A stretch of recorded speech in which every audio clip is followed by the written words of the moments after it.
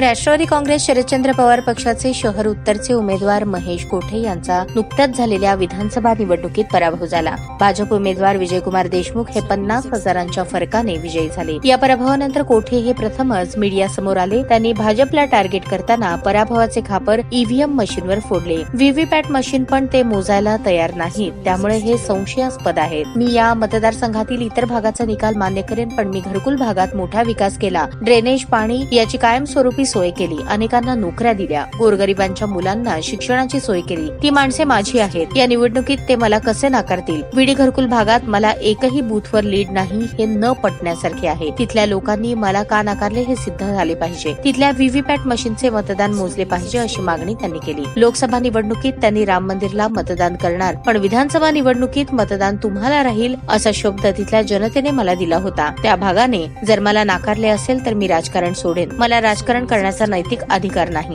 सुरेश पाटील यांनी आपल्या भागात पोट तिडकीने जनतेला सांगितले. बिज्जू प्रधाने यांनी प्रचंड मेहनत घेतली, तिथे मते मिळत नाहीत, यावर माझा विश्वासच बसत नाही. आंबेडकरी, मराठा आणि मुस्लिम समाजाची मते गेली कुठे असा प्रश्नही त्यांनी उपस्थित केला. ताज्या बातम्या पाहण्यासाठी प्राईम महाराष्ट्र न्यूज चॅनलला सबस्क्राईब करा.